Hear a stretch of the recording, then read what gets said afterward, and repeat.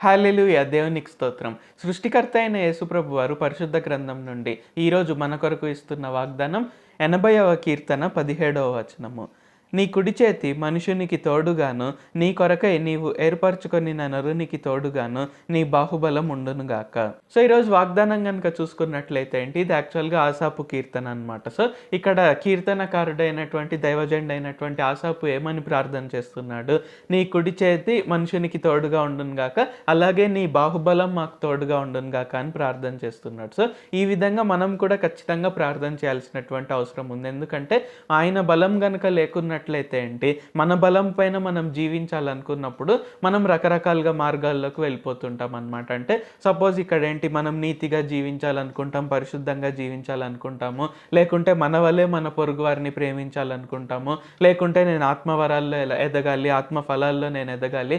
So ఇలాగ మనం అన్ని రకాలుగా ఆలోచిస్తుంటాం అనమాట. అయితే ఒక్కొక్కసారి మనం ఏం చేస్తుంటామంటే అన్నీ మన పైనే మనం వేసుకుంటాం అనమాట. అంటే నేను సువార్త ప్రకటించాలి, నేను ఇలాగ ప్రార్థన చేయాలి, సో నేను ఇలాగ చేయాలి, నేను ఇలాగ చేయాలి అని మనం అనుకుంటూ ఉంటాం. అంటే అందులో తప్పు లేదు. అయితే అది మనం ఎలాగ అనుకోవాలి? దేవా నీ బలం నాకు తోడుగా ఉండాలి, దేవా మీ బలము, మీ బాహుబలము, మీ కుడి చేయి నాకు తోడుగా ఉండాలి. సో నేను అలాగ ఉన్నట్లయితే ఏంటంటే ఇవన్నీ నేను చేయగలుగుతాను.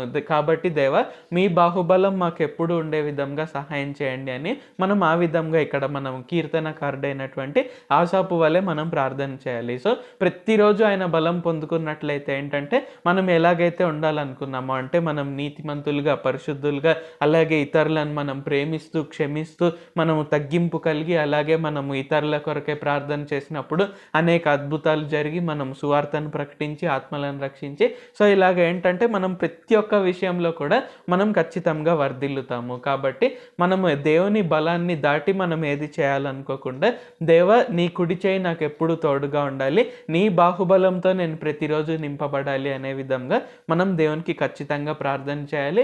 ఆయన ఆశగల ప్రాణాన్ని ఖచ్చితంగా తృప్తిపరుస్తాడు. కాబట్టి ఖచ్చితంగా మనం ఆశతో ప్రార్థన చేసినప్పుడు ఖచ్చితంగా ఆయన కుడి చేయి మనకు ఎప్పుడూ తోడుగా ఉంటుంది. ఆయన బాహుబలంతో మనం ఖచ్చితంగా నింపబడతాము. ప్రార్థించుకుందాం. ప్రభువా, దేవా, సర్వాధికారి, మాకు ఇంకొకసారి ప్రార్థించుకునేందుకు అవకాశం ఇచ్చినందుకు వందనాలు తండ్రి. మీరు మా కొరకే చేసిన ప్రతి ఒక్క మేలుని బట్టి మీకు వందనాలు, స్తుతులు, స్తోత్రాలు తండ్రి. ఈరోజు వాగ్దానంని బట్టి వందనాలు తండ్రి.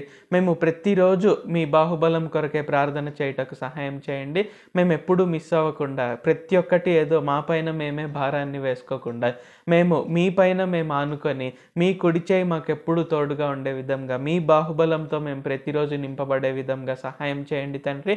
మేము మీ బాహుబలంతో నింపబడి మేము అనేక గొప్ప క్రియలు, అనేక గొప్ప అద్భుతాలు, సూచక క్రియలు జరిగించుటకు, మేము అన్ని విషయాల్లో వర్ధిల్లుటకు సహాయం చేయండి.